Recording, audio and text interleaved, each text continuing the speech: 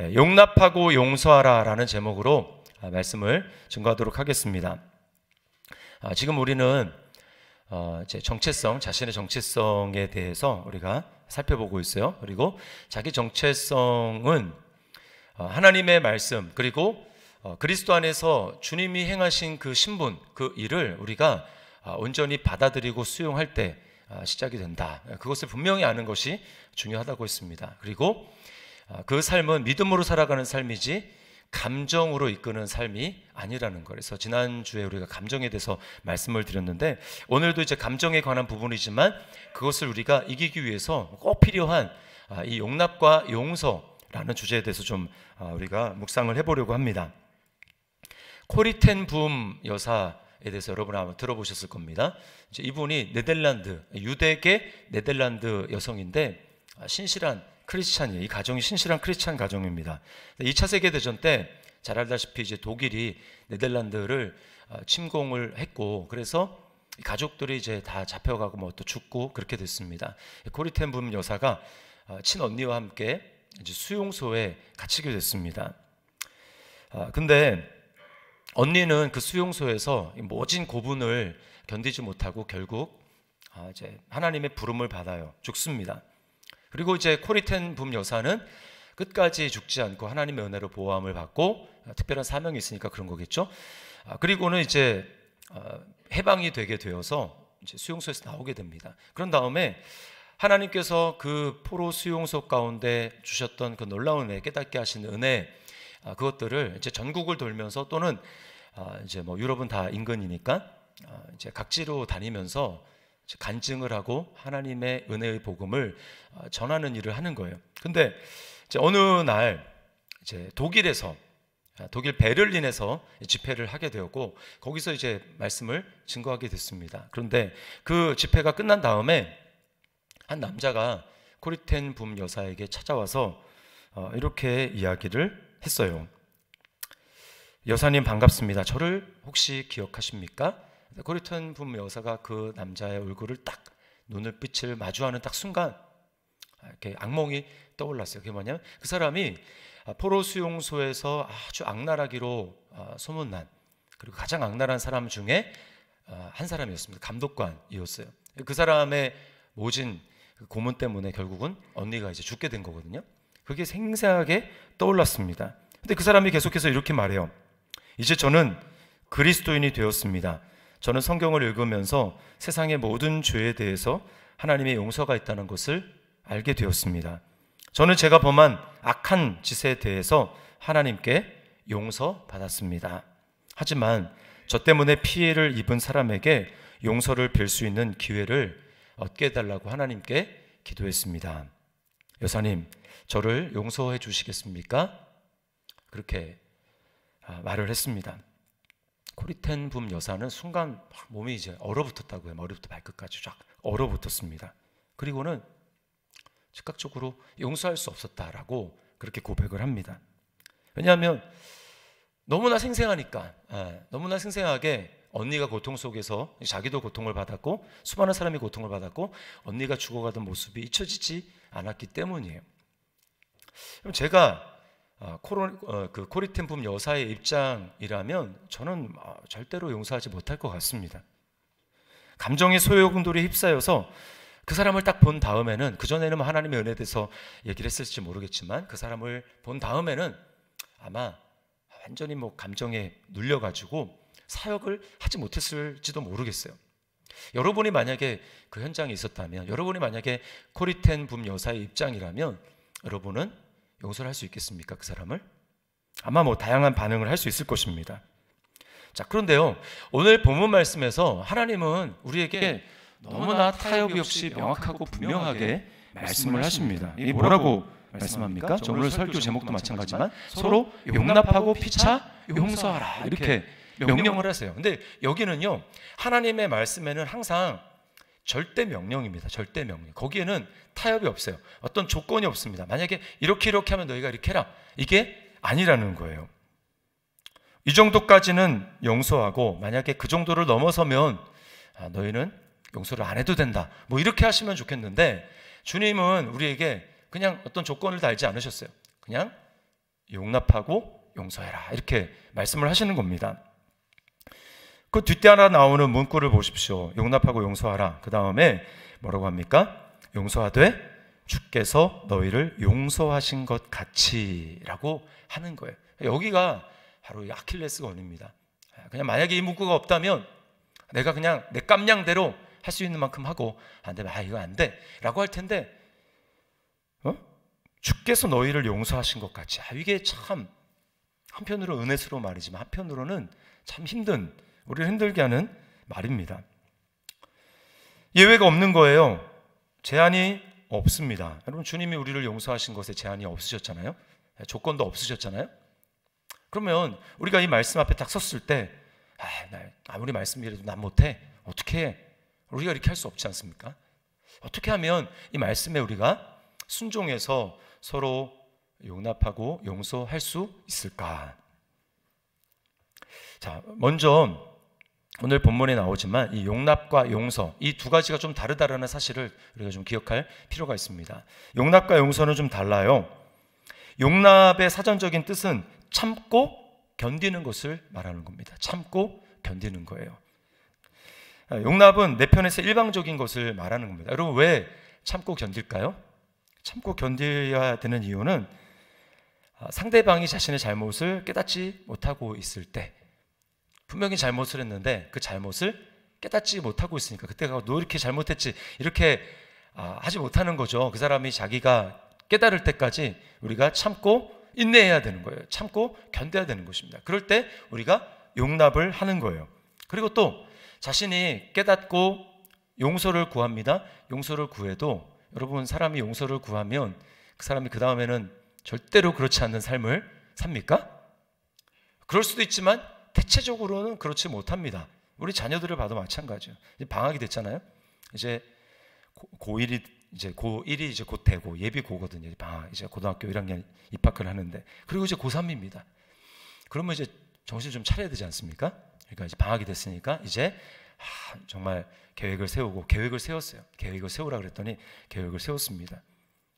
그랬더니 뭐 첫날부터 안 지켜요. 밤에 밤 10시에 자겠다. 12시가 돼도 안 잡니다. 계획을 안 지켜요. 그러니까 이제 용납을 해야 되는 건데 자신들이 뭘 잘못했는지도 모르는 거예요. 그러니까 어떻게 됩니까? 속은 부글부글 끓지만 그러나 참고 견디는 거죠. 여러분, 이게 용납입니다. 이것이 성경에서 말하는 다른 부분에서는 이것을 서로 짐을 나누어 지라라고 하는 거예요. 우리가 무슨 짐을 나누어 지겠습니까? 서로 막 이렇게 져야 될 짐이 있는 거예요. 힘들죠. 저 사람 내가 제일 싫어하는 어떤 그런 모습을 가지고 있어. 그것을 어떻게 하겠습니까? 져야 되는 거에 짐을 지고 참고 인내하고 견뎌야 되는 것입니다. 다른 방법이 없어요. 그것 때문에 나한테 상처를 줬는데 상처 줬는지도 모르고 있습니다. 그래도 참고 견뎌하는 거예요. 이게 용납입니다. 용납이에요. 그 사람이 자신의 잘못을 모르기 때문에 우리가 참고 견뎌야 되는, 이것을 성경에서는 용납이라고 하는 것입니다. 자, 그러면 용서는 뭘까요? 용서는 상대방이 드디어 잘못을 깨달은 겁니다. 내가 정말 그러지 말했는데 내가 잘못을 했구나. 내가 아버지에게 또 엄마에게 그리고 저 지체에게 이런 잘못을 했구나. 저 사람이 나 때문에 정말 큰 상처를 받았겠구나. 이거를 하나님의 은혜로 어느 날 깨달은 거예요. 그러면 어떻게 합니까? 그러면 가서 용서를 구해야 되죠. 용서를 구하는 겁니다. 내가 생각해 보니까 이러이러한 잘못을 했습니다. 저를 용서해 주십시오. 아까 그 독일 사람이 코리 여사에게 한 것처럼 그렇게 용서를 구하는 겁니다. 자, 그때요, 그렇게 용서를 구할 때 그때 내가 그 사람을 받아들이는 거예요. 받아들이고 과거에 그 사람이 나에게 금전적인, 정신적인, 또 신체적인 어떤 잘못을 한 그 모든 부분에 대해서 그것을 내가 감당하겠다. 그렇게 하기로 결단하고 그 사람을 놓아주는 거. 이게 바로 성경이 말하는 용서입니다. 이거는요, 단순히 나 그 사람 안 보면 돼. 나 잊었어. 다 잊었어.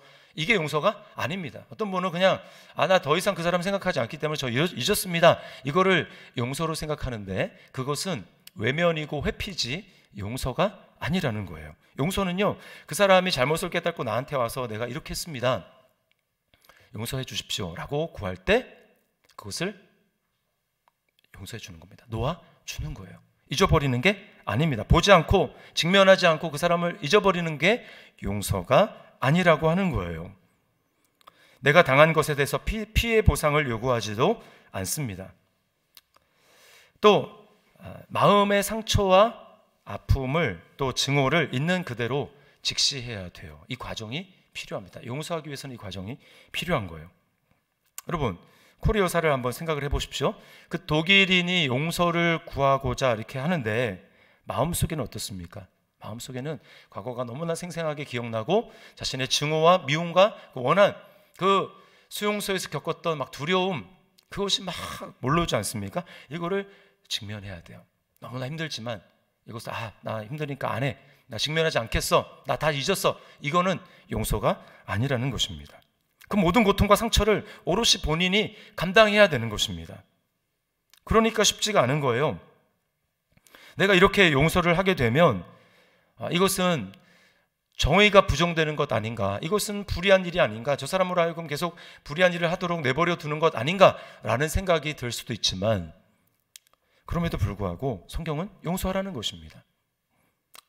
자, 왜 그렇게 해야 될까요? 왜 그렇게까지 해야 될까요?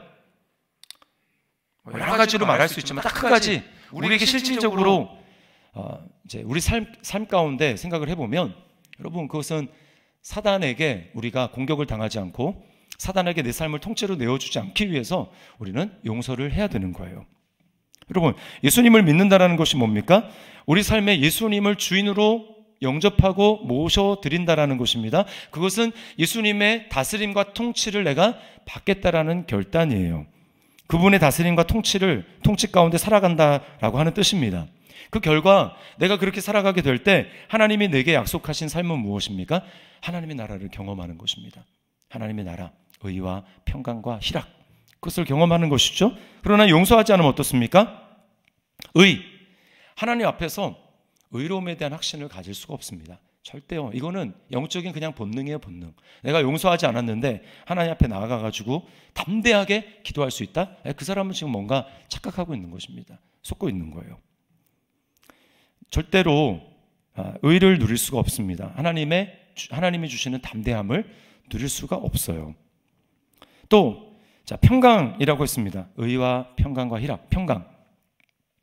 평강은요, 우리는 평강만 생각하면 그건 마음의 위안이야, 마음에 나는 이제 편안해, 이게 평안이고 평강이라고 생각하는데, 성경은 그 단어를 또 화평이라는 단어로도 번역을 하고 있다는 거예요. 원어로는 똑같은 단어입니다.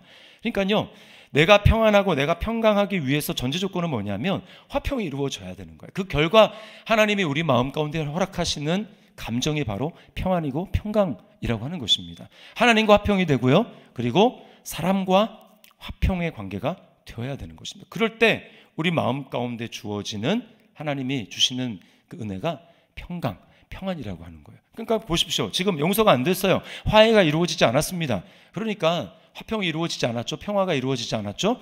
그러니까 우리 마음에는 평안과 평강도 없는 거예요. 평강을 누릴 수가 없습니다. 그러니 기쁨, 평안이 마음이 있을 때 기쁨이 넘치죠. 여러분, 평안이 깨지고 마음 가운데 불안한 마음인데 어떻게 기쁨이 있을 수가 있겠습니까? 그러니까 기쁨도 없는 거예요. 즉 하나님의 나라를 누릴 수 없다라는 겁니다. 예수님을 믿었고 입으로는 예수님을 주인이라고 고백할지 모르겠지만 내 마음 가운데 용서가 실제적으로 이루어지지 않을 때 우리는요, 하나님 나라가 아니니까, 하나님 나라를 누리지 못하니까, 그 말은 반대로 얘기하면 하나님의 진노, 또는 하나님 나라 밖에 있는 지옥은 아니지만 지옥의 어떤 실제적인 고통, 이거를 느끼고 살아가는 거예요. 그러므로 여러분, 용서하지 않는 삶은 지금 마귀에게 내 삶을 송두리째 내어주어서 내 삶에 하나님이 약속하시는 그 모든 축복과 은혜를 그냥 싹 다 빼앗기고 누리지 못하는 그런 삶을 살아가게 된다는 거예요. 여러분, 이게 얼마나 큰 손실입니까? 큰 손실이에요. 그래서 바울 사도는 고린도후서 2장 11절에서 이제 용서라는 그 맥락 속에서 그 다음에 이렇게 이야기를 합니다.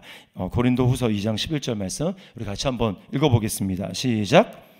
이는 우리로 사탄에게 속지 않게 하려 함이라. 우리는 그 계책을 알지 못하는 바가 아니로라.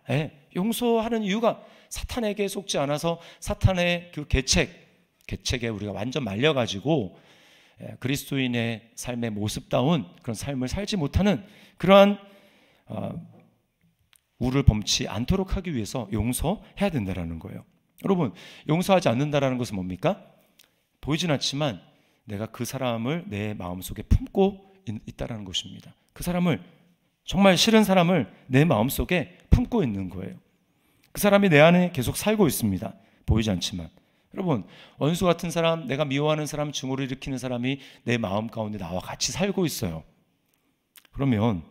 그런데 이제 아닌 것처럼 막 부정해야 되니까, 부인해야 되니까, 그러기 위해서 에너지가 얼마나 많이 들어가겠습니까? 삶의 에너지가. 뭐 다 뺏기는 거예요, 삶의 에너지가. 그 자체가 감옥이죠. 그러니까 피곤한 삶을 살아갈 수밖에 없는 것입니다. 그러니까 주님이 이러한 우리의 실제적인 삶의 모습을 아시기 때문에 우리에게 용서하라. 너의 삶을 위해서 용서하라. 이렇게 말씀을 하는 거예요. 뭐 드라마들을 보면 이제 많은 그 주제가 있지만 그 중에 복수가 또 드라마의 주제 아닙니까? 복수를 다룬 드라마를 한번 보십시오.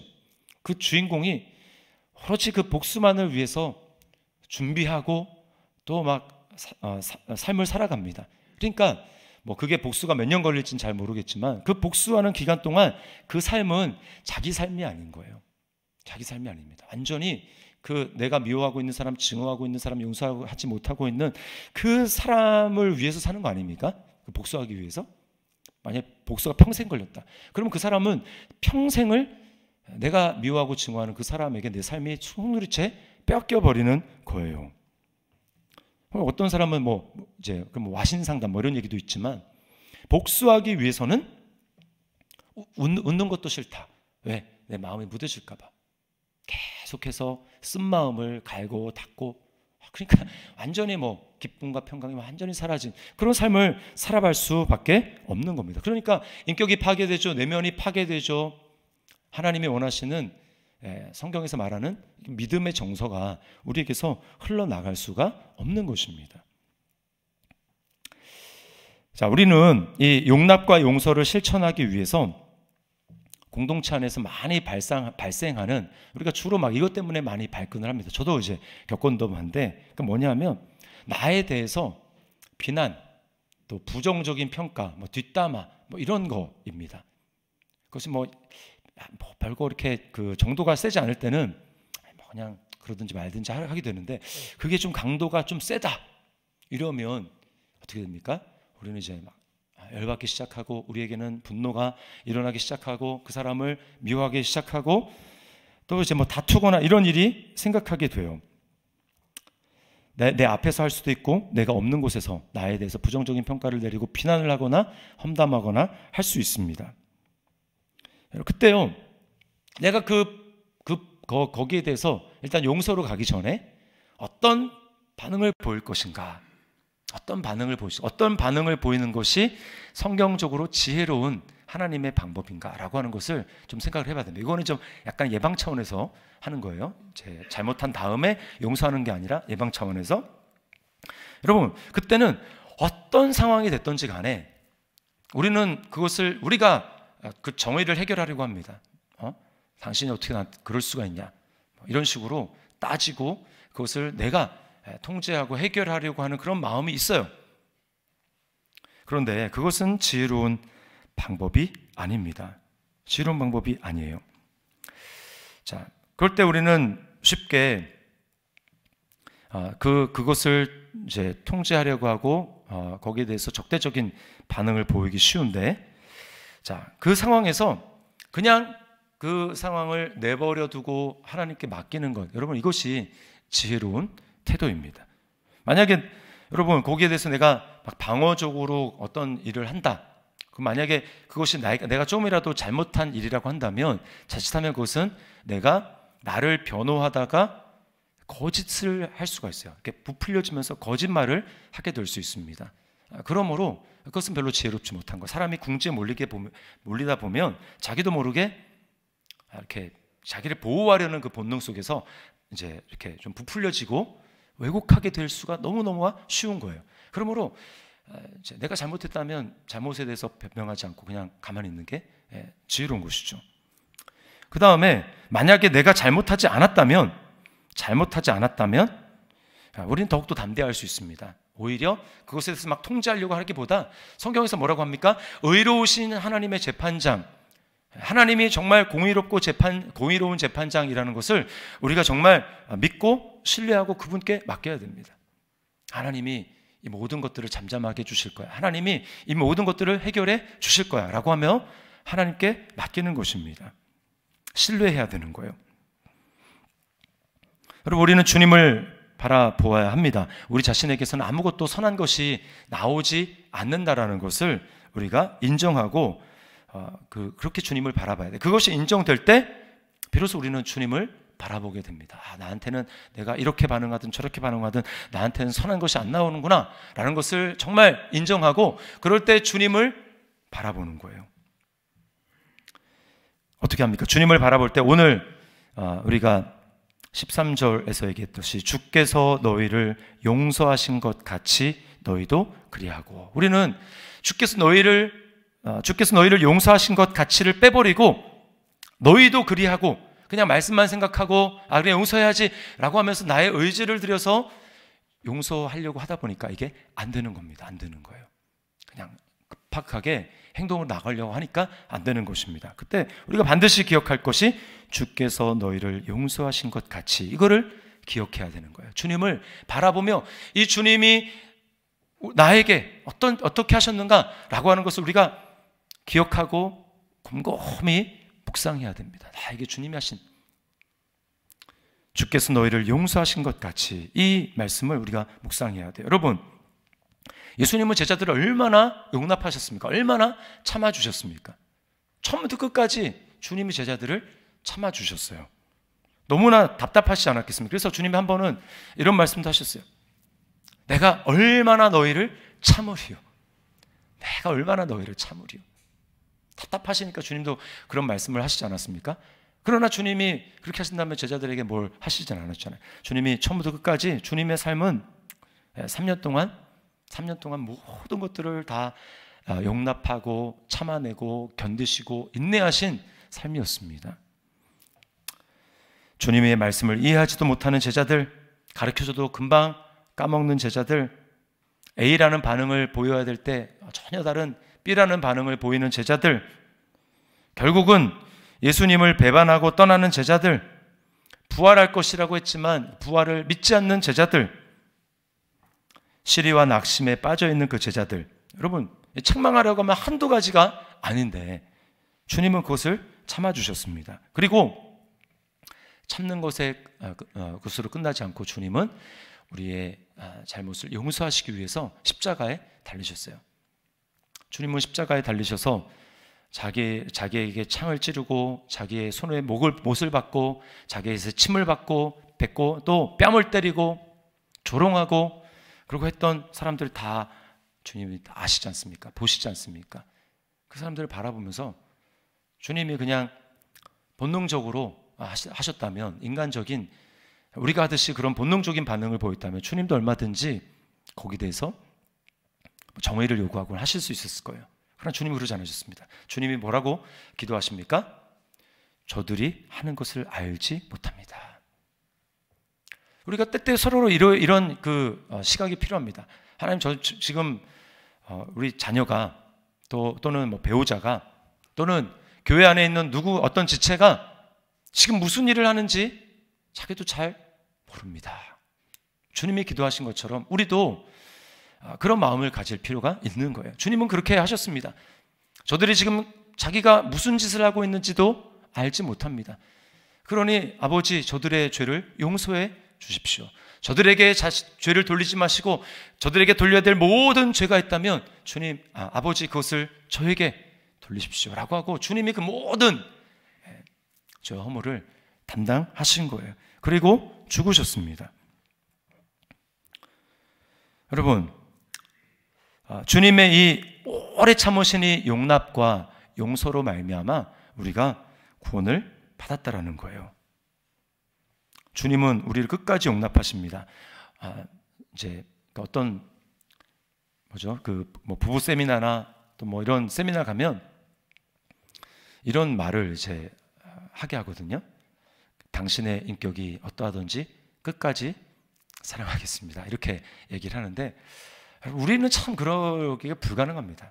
당신의 인격이 어떠하든지 내가 거기에 보고 내가 반응하겠습니다. 이게 이제 우리의 태도예요. 그러나 당신의 인격이 어떠하든지 어떤 모습을 어떤 꼴통짓을 하고 꼬라지를 피우더라도 내가 끝까지 용납하고 사랑하겠습니다. 이거는요 절대로 우리에게서 나올 수가 없는 거예요. 그것은 주님이 하신 일입니다. 근데 주님이 우리를 그렇게 용납하시고 주님이 우리를 용서해 주셨기 때문에 그 주님의 영을 받고 주님과 함께 십자가에서 죽고 주님과 함께 부활해서 이제는 내가 사는 것이 아니라 내 안에 그리스도께서 사신다라고 고백하는 우리는 어떻게 살 수 있는 거예요? 우리는 우리 무가 아니라 우리 안에 계시는 성령으로 말미암아 주님의 그 사랑을 기억함으로 주께서 우리를 용서하신 것 같이 용납하신 것 같이라고 하는 것을 우리가 묵상함으로 우리 안에는 하나님의 사랑이 다시 한번 차올라서 그 사랑의 능력과 근원으로 우리가 비로소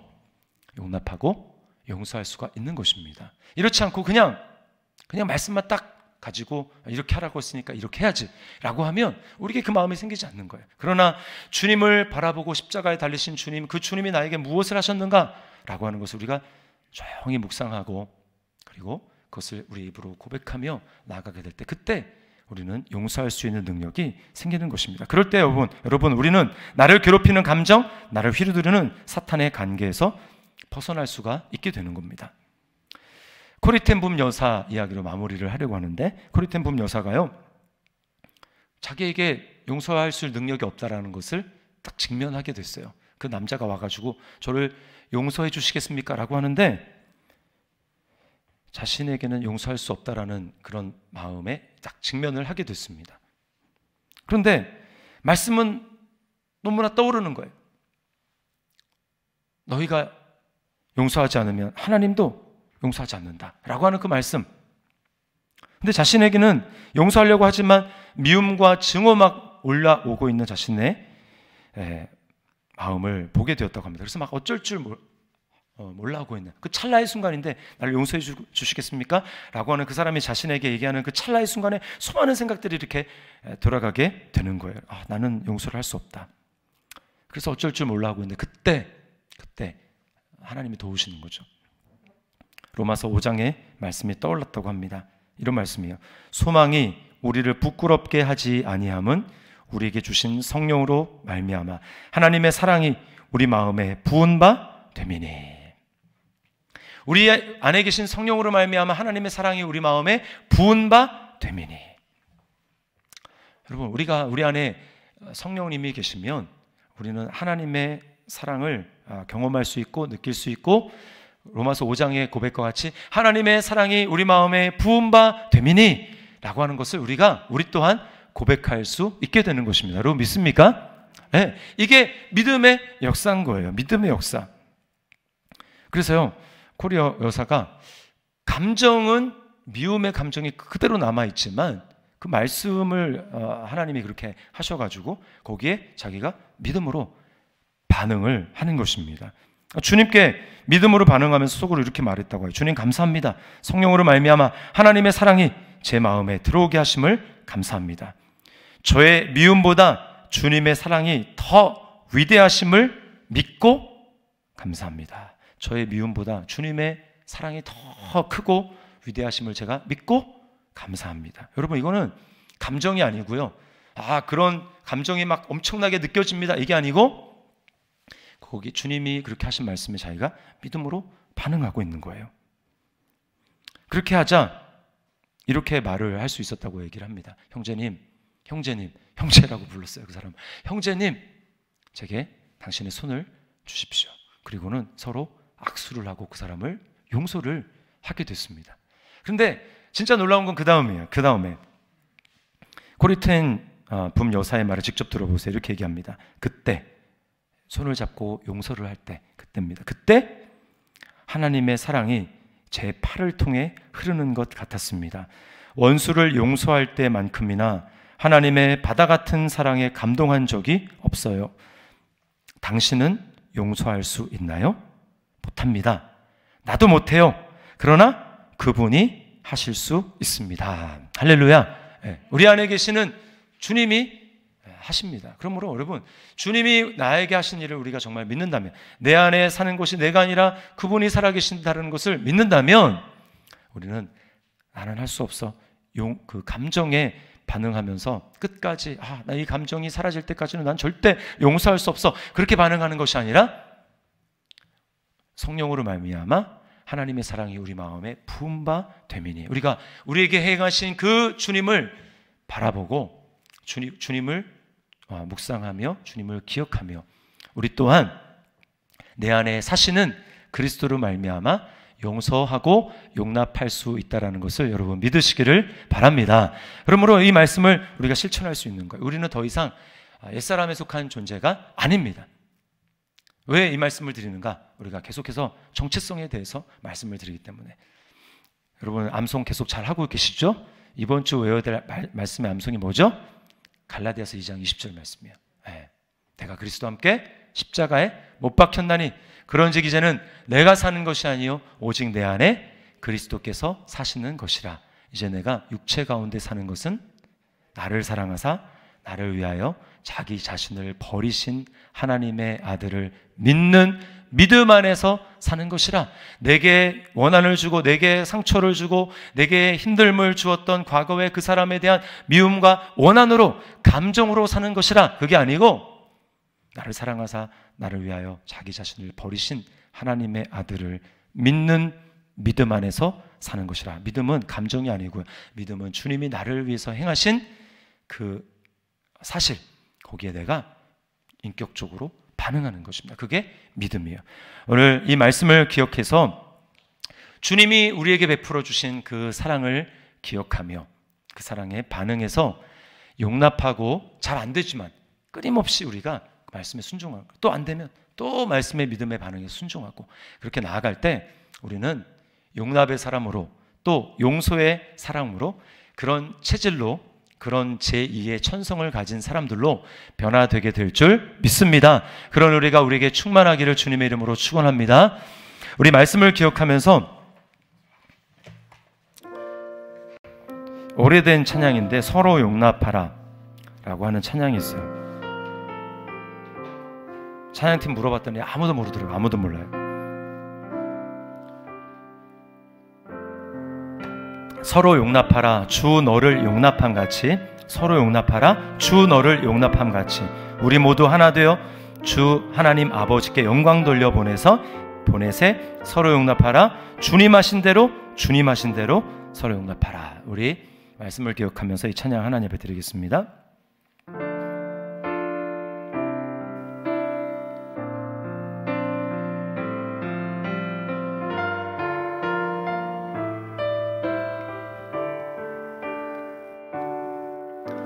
서로 용납하라 주 너를 용납함 같이, 서로 용납하라 주 너를 용납함 같이, 주 너를 용납함 같이. 다시 한번 서로 용납하라 서로 용납하라 주 너를 용납함 같이, 서로 용납하라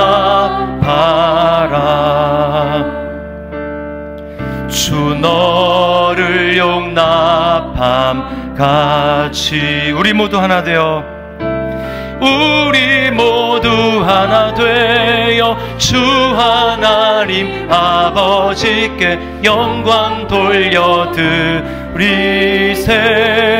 우리 모두 하나 되어, 우리 모두 하나 되어 주 하나님 아버지 아버지께 영광 돌려드리.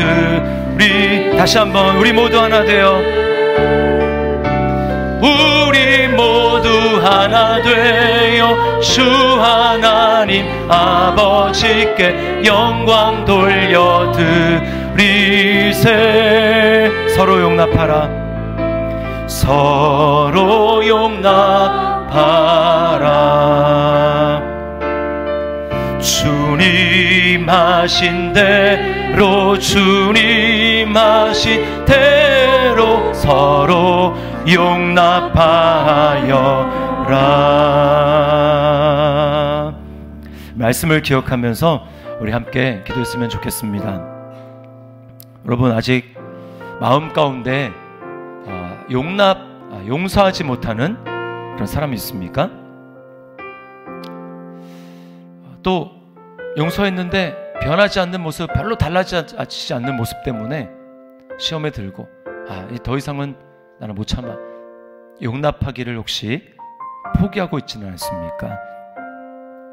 여러분, 이게 어쩌면 우리가 평생 짊어져야 될 십자가입니다. 십자가를 지고 나를 따르라.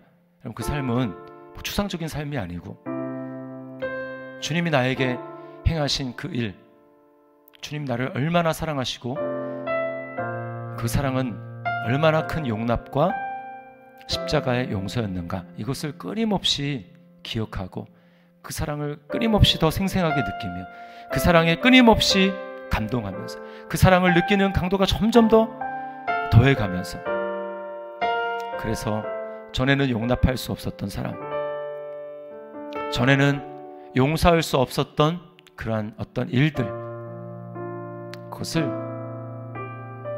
용서하는 것입니다. 때로는 자기가 뭘 잘못했는지 깨닫지 못하는 그런 사람들, 그런 지체들, 그런 모습들이 있습니다. 그러나 또 하나님이 은혜를 주시면 자기 잘못을 깨닫고 와서 자기가 잘못했노라고 이렇게 용서를 빌고 고백을 할 수도 있겠죠. 그때까지 우리는 주님의 사랑을 기억하면서 용납해야 합니다. 그리고 정말 용서하기 싫은 그 사람이라 할지라도 내게 와서 용서를 구한다면, 여러분, 우리는 안 돼요. 그러나 우리 안에 계시는 주님, 우리 안에 살아계시는 성령님, 그 주님을 생각하게 될 때 그 능력으로 우리 할 수 있습니다. 여러분, 이 시간 혹 아직 마음 가운데 불편하고 힘들고 용납하거나 용서하지 못하는 사람이 있다면 이 시간 결단하십시오. 하나님, 제가 용서하겠습니다. 하나님, 제가 용납하겠습니다. 그래서 여러분, 우리 삶을 평생 미워하고 증오하고 그 사람 때문에 내 삶을 허비하는 삶이 아니라 정말 하나님이 주신 이 땅에서 하나님 나라의 삶을 제가 누리며 살아갈 수 있도록, 주님 의와 평강과 희락을 누리며 살아갈 수 있도록 주여 역사하여 주옵소서. 우리 시간에 결단하며 기도하며 또 하나님 앞에 그렇게 고백하며 나아가도록 하겠습니다. 기도하겠습니다.